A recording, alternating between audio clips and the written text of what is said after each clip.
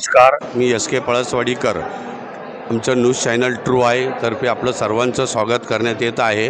आज आम्ही आलेलो आहे हे 26वं अधिवेशन अंध व्यक्तीचं तिवारी मंगल कार्यालय, रेल्वे स्टेशन, छत्रपती संभाजीनगर, औरंगाबाद. तर आज आपण यांच्या सुविधा वगैरे जाणून घेऊया. शासनातर्फे यांना काय मिळते, काय नाही, काय सोयीसुविधा आहे हे जाणून घेऊया. आणि मागचं 25वं अधिवेशन नाशिक जिल्ह्यात पार पडलं होतं. यांना खाण्यापिण्याच्या सुविधेपासून तिकीट मोफत आहे, पाणी वगैरे सगळं मोफत आहे.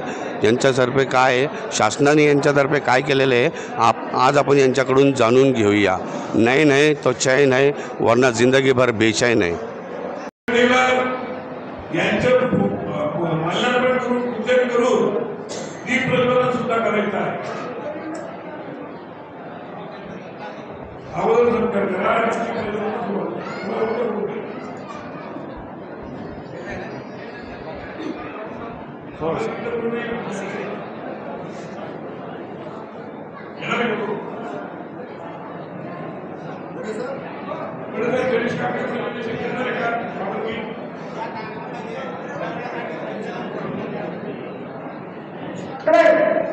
काकडे सर,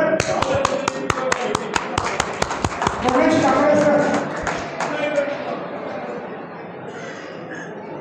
काकडे सर आले ते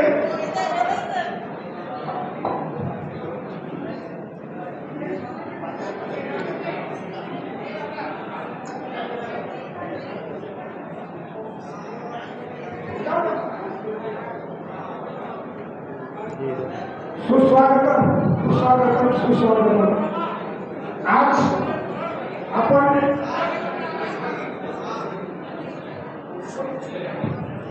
एकच सेकंड मी तुमचं घेणार आहे. आय होप की जी काय माहिती मी आज सांगितली त्याचा वापर त्याचा उपयोग तुम्हाला भविष्यात होईलच. तर खूप थोड्या दिवसांपूर्वीच मला हा विषय मांडायचा आहे आणि मांडता येईल का यावरची विचारपूस केली होती.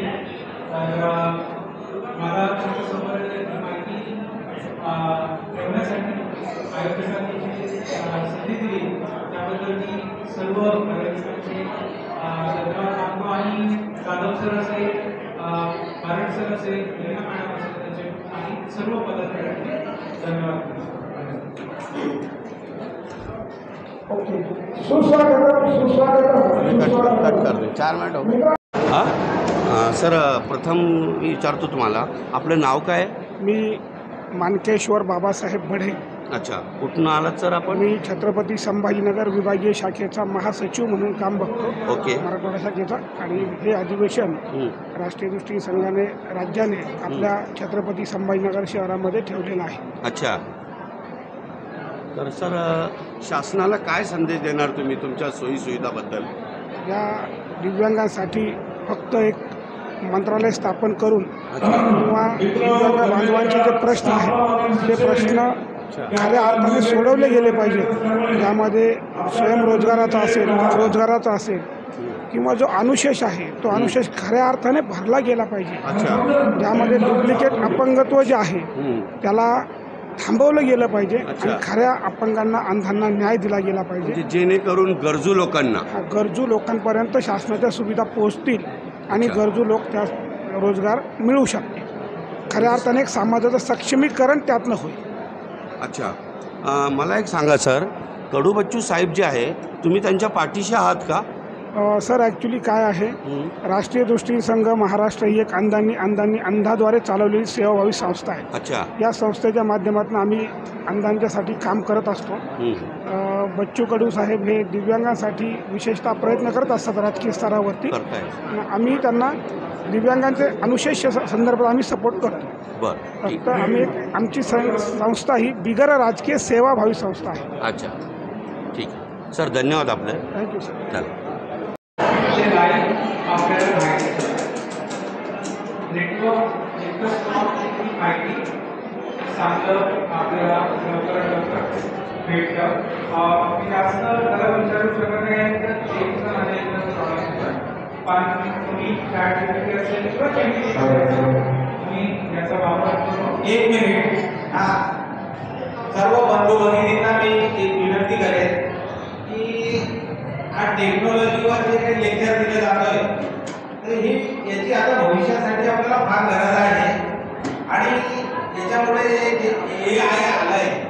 AI मुळे तुमचे रोजगार वगैरे बऱ्यापैकी कमी होण्याची जी शक्यता आहे, तर तत्पूर्वी तुम्ही स्वतः कसे तयार व्हाल या दृष्टीने आम्ही हा विषय ठेवलेला आहे.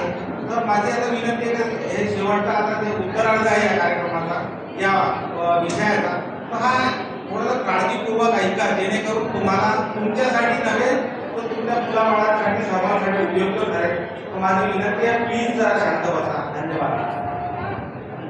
तर आधी मी काही मिनिटामध्ये 5 मिनिटं 5 मिनिटं थांबवता घ्या ना सर. 5 मिनिटं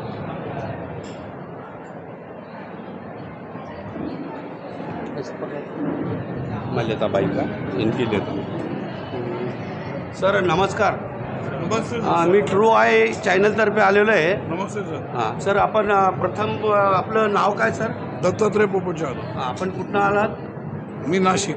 अधिवेशनाबद्दल थोडंसं काहीतरी. सर हे आमचं 26वं वार्षिक अधिवेशन आहे. ओके माझं नशीब असं चांगलं आहे ओके. की मी 1981 मध्ये अच्छा.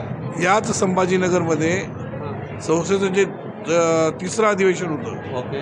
ते मी अटेंड केलं होतं अच्छा आणि तेव्हा मी 12वीला होतो. अच्छा आणि आजही मला पुन्हा संभाजीनगरमध्ये अधिवेशन अटेंड करायला मिळते. अच्छा हे माझं इथलं संभाजीनगरमध्ये आमचं 4थं अधिवेशन आहे अच्छा.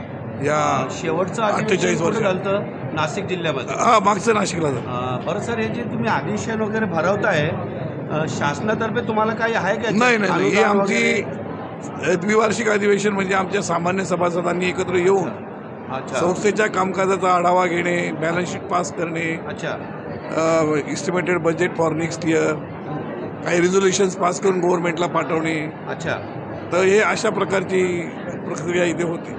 बरं सर, या संस्थेला शासनाकडून काय फायदा आहे? शासनाकडून आमची जी आळंदीची शाळा आहे अच्छा त्या शाळेला 40 विद्यार्थिनींची मान्यता आहे. अच्छा त्यानंतर आता आमचं संभाजीनगरला जो प्रोजेक्ट आहे, अच्छा नाशिकला जो प्रोजेक्ट आहे, अच्छा या प्रोजेक्टसाठी काही अनुदानासाठी प्रयत्न चालू आहे. अच्छा आणि आळंदी शाळेसाठी वाढीव मान्यतेचा प्रयत्न अच्छा. चालू आहे. तर आणि शासनाकडून जो रोजगाराचा महत्त्वाचा प्रश्न आहे अच्छा तो सोडवून घेण्यासाठी आम्हाला गव्हर्नमेंटची मदत होते. अच्छा. कारण जो आमचा रिझर्वेशन कोटा आहे हं. तो इम्प्लिमेंटेशनसाठी थ्रू लिटिगेशन अच्छा किंवा थ्रू एज्युटेशन म्हणजे आंदोलन, कायद्याच्या मदतीने किंवा आंदोलनाच्या मदतीने यशस्वीरित्या पार करायचं आहे तुम्हाला? येस, नाही केलंय already. We have done it. केलंय. We have done it. बरं सर, धन्यवाद. फार फार आभारी आहे आपले. मोहम्मद मुबीन सर. मी अमरावतीला असतो. या ऑर्गनायझेशनचा मी ॲज अ सेक्रेटरी म्हणून काम करतोय. ओके. आणि मी स्टेट बँक ऑफ इंडियाचा एम्प्लॉई आहे स्वतः. अच्छा आणि आता आमच्या महासचिवांनी तुम्हाला सांगितलं की आपण ज्या पद्धतीने विचारला अच्छा. की शासनाचा आपल्याला कितपत फायदा होतो, हो तर ते महासचिवांनी तर जे सांगितलं त्याच्यावर मी जाणार नाही, पण शासनाला आमचा पण फायदा होतो. अच्छा. याचं कारण असं आहे हं. की आम्हाला कुठल्या पद्धतीने काय गोष्टी हव्या आहेत अच्छा हे शासनाला कळत नाही. अच्छा. जसं की आता हे असिस्टिव्ह टेक्नॉलॉजी काय आहे, कशा पद्धतीने दृष्टीहीनांच्या उपयोगात पडेल आणि ते शासनाने कशी प्रोव्हाइड केली पाहिजे अच्छा. यासाठी जागाडण्याचं काम करणं म्हणजे आमचं काम आहे. बरं सर, त्याचबरोबर तुमच्या संस्थेमार्फत हां. तुम्ही शासनाला काय संदेश देऊ इच्छितोय? शासनाला आम्ही संदेश हाच देऊ शकतो की जे काही आमचे दृष्टीहीन बांधव आहे, अच्छा. बेरोजगार आहे, हं. त्यांना तुम्ही मदत. रोजगार उपलब्ध करून द्या. अच्छा. केवळ मदत म्हणजे असं नाही, सहानुभूती म्हणून नाही, अच्छा. त्यांच्यातली जे क्षमता आहे ते बघून त्यांना रोजगार द्या. अच्छा. आणि ज्यांच्यामध्ये क्षमता नाही, ज्यांच्या आईवडिलांनी त्यांना शाळेपर्यंत पोहोचवलं नाही किंवा शिकवलं नाही, हां. ते उभे राहू शकले नाही, अच्छा. तर अशांसाठी जे काही तुम्ही मदत देत आहात हां. तर तुम्ही भरघोस अशी मदत करा की जेणेकरून त्यांना इतर ठिकाणी जावं लागणार नाही. हात पसरावा लागणार नाही. हां, तर व्यवस्थित मदत द्या. जसं की आमचा संजय गांधी निराधार आहे, बरं. आता 1,500 केला, त्याचा 1.5चा 2.5 झाला. 2.5मध्ये पण 25% लोकांना भेटतोय आणि 75% लोकांना मिळत नाही. ठीक आहे. त्याचबरोबर तर आम्ही हां. ट्रू आई न्यूज चॅनल हां. शासनाला आम्ही तुमचा संदेश पाठवू. हां. ठीक आहे ना सर? आणि ते मोबिन सर जास्तीत- धन्यवाद. मोबिन सर धन्यवाद. ओके. घ्या. नमस्कार. नमस्कार मॅडम. मी रीना आपलं काय नाव Patil. Madam? Reena Patil. Voice Reena press- Patil. Reena madam बसा ना, बसू शकता तुम्ही. रीना पाटील. रीना पाटील मॅडम, कुठून आलात आहात? मी पुण्याहून आली आहे. पुण्यावरून आले येस, का? Voice president. काय आपलं काय प्रतिक्रिया आहे मी- मॅडम? काय काय आपली प्रतिक्रिया समोर बघा मॅडम, डावीकडे हां, कॅमेऱ्याकडे हां. माझी प्रतिक्रिया, आज तुम्ही आमच्या ह्या 26व्या अधिवेशनाची दखल घेण्यासाठी आलात, त्यासाठी तर तुमचे सर्वांचे मनपूर्वक आभार. खरं तर सेकंड थिंग, तुम्ही आता एक खूप चांगला प्रश्न विचारलात की सरकारला तुम्ही काय सांगाल. मुळात आज आमची ही संस्था गेले 42 वर्षापेक्षा जास्त, 46 वर्ष जवळपास झाली. हे आमचं 26वं अधिवेशन आहे जवळपास. त्यामुळे एकूण 1977 सालापासून ही संस्था काम करते. ही चळवळ सुरू होण्याचं कारणच असं होतं की आम्ही समाजाला समजावेत, समाजाला आमच्या समस्या समजाव्यात आणि ह्या समस्या समजण्यासाठी म्हणून राष्ट्रीय दृष्टीने संघाची 5 जून तुम्ही मेसेज देतो. आणि दुसरी गोष्ट, आज खरं तर टेक्नॉलॉजी खूप सुधारलेली आहे, पण सरकारने ज्या काही आमच्या ज्या काही मागण्या असतात, आम्ही जवळपास आत्तापर्यंत 70पेक्षा जास्त मागण्यांची पत्रकं समाज कल्याणपर्यंत, आयुक्त जे दिव्यांगांचं मंत्रालय त्यांनी सुरू केलं आहे, पण आजपर्यंत आम्ही ज्या काही मागण्या दिव्यांग आयुक्त असो किंवा अपंग आयुक्त असो त्या सगळ्यांपर्यंत पोहोचवलेल्या आहेत. आज आमची जागृती कन्या अंधशाळा आहे, त्याचा 7वा वेतनाचा बदल जो आहे, 7वा वेतनातला बदल, तो सुद्धा आमच्या कर्मचाऱ्यांपर्यंत आलेला नाही आहे.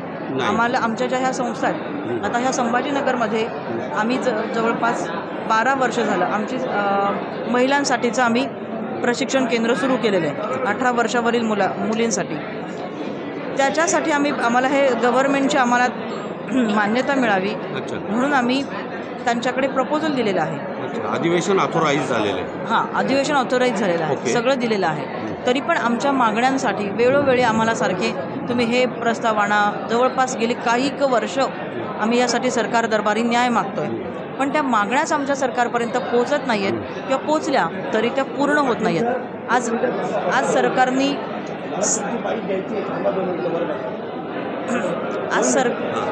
सरकारने योजक शिक्षण पद्धती अवलंबली आहे.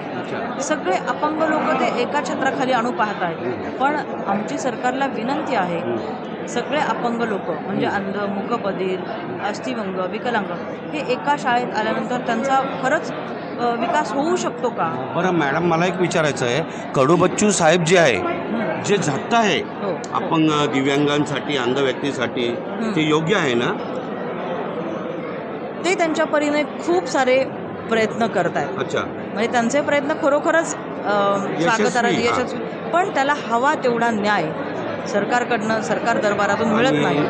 माझ्या असं लक्षात आलेलं आहे की पाठीमागं मुख्यमंत्री साहेब देवेंद्र फडणवीस यांनी त्यांच्या काहीतरी मागण्या पूर्ण केल्या, हो, तर त्या अंमलमध्ये आले नाही का अजून? आता त्यांनी सर्व शिक्षण अभियानमधल्या जवळपास 250 शिक्षकांना सेवेमध्ये कायमस्वरूपी त्यांना घेतलेला आहे. तो भाग आत्ताशी पूर्ण झालेला आहे. जवळपास इतके वर्ष लढा देऊन सर्व शिक्षण अभियान ज्या गोष्टीची तुम्ही प्रतीक्षा करताय, तर त्या गोष्टीला आपल्याला सुरुवात करायची आहे. धर्मेंद्र आपल्या विना पाटील मुलाखत देत आहेत पत्रकारांना. म्हणजे तुमची लढाई यशस्वीरित्या पार पडते. म्हणजे तुमच्या 70 मागण्यापैकी शासनाला किती मागण्या मान्य झाल्या आतापर्यंत मॅडम? सरकारला ज्या आपण आत्ता मागण्या देतो त्यातल्या आत्ताशी सर्व शिक्षण अभियानामधली मागणी झाली आहे. अनुदानं जी वाढत आहेत, संजय गांधी निराधार योजना असो किंवा राजीव गांधी योजना असो किंवा आता पुणे दिव्यांग योजना ज्या काही आहेत, पैसे स्वरूपात लोकांना मदत करण्यापेक्षा त्यांना रोजगार उपलब्ध करून दिला. कारण बघा, 2,500ने 3,000ने महिनाभर आपल्याला होतं का? आपलं काही नाही होत. अशा वेळेला ज्या काही आमच्या मागण्या आहेत, महागाईचा काळ आहे, याच्यामध्ये फक्त अनुदानं वाढवून चालत नाही. त्यांना जर रोजगार उपलब्ध करून दिला किंवा आहे ह्या नोकऱ्यांमध्ये त्यांना व्यवस्थित कायमस्वरूपी केलं तर सरकारला अशी अनुदानं देत बसावं लागणार नाही. ठीक आहे मॅडम, धन्यवाद. तुमचा संदेश आम्ही सरकारपर्यंत पोहोचण्याचा प्रयत्न करू आम्ही. धन्यवाद मॅडम. सर, मला सांगा, हे तिकीट घेऊन तुम्ही वर जाऊन देता का? हो, म्हणजे विना तिकीट प्रवेश नाही आहे? प्रवेश नाही. चार्जेस वगैरे काय? काहीच नाही चार्जेस. मोफत आहे का? मोफत. फक्त अंध व्यक्तीसाठी? अंध सर्वांसाठी आहे? अंध व्यक्ती. फक्त अंध व्यक्तीसाठी. ही सुविधा तुमच्या जिथं अधिवेशन भरेल सगळीकडे आहे का? सगळीकडे आहे. धन्यवाद. या संस्थेचे सभासद असतात त्यांनाच हे बॅच मिळेल. ओके, धन्यवाद सर.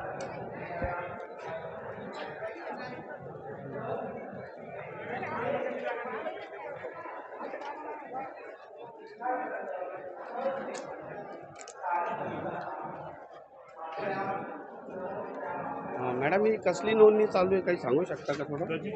तुम्ही पण सांगा ना. रजिस्ट्रेशन आहे. रजिस्ट्रेशन कशाबद्दल? आंदोलन आहे याचं अधिवेशनाचं आहे. अधिवेशनाचं, अंध व्यक्तीचं हो. अधिवेशन. त्याचे काही चार्जेस वगैरे घेते का तुम्ही? नाही, नाही. आम्ही स्टाफ आहे. स्टॉपचे लोक हां, आहे. हां. धन्यवाद. संस्थेचे मेंबर आहे ना, अच्छा. तर आम्हाला डेलिगेशन फी 200 रुपये भरावी लागली ऑफिसला. अच्छा, हो. म्हणजे दरवर्षी का? नाही नाही नाही, हे मासिक फक्त मासिक आहे का? हा 5 वर्षाच्या 5 वर्ष असते हे. त्याचं बेनिफिट काय सर तुम्हाला? ते एक संस्था आहे, अनुदानसाठी काम करतात. अच्छा, शासन तुम्हाला काही शासन- मदत करतं शासन का? मग हे 2,500 रुपये महिना फक्त आता अच्छा. तोच मिळतो. आपलं नाव काय सर? सुनील गजबी, अमरावती. अच्छा, अमरावतीवरून हा. आले का? बरं. धन्यवाद सर. हा. हॅलो.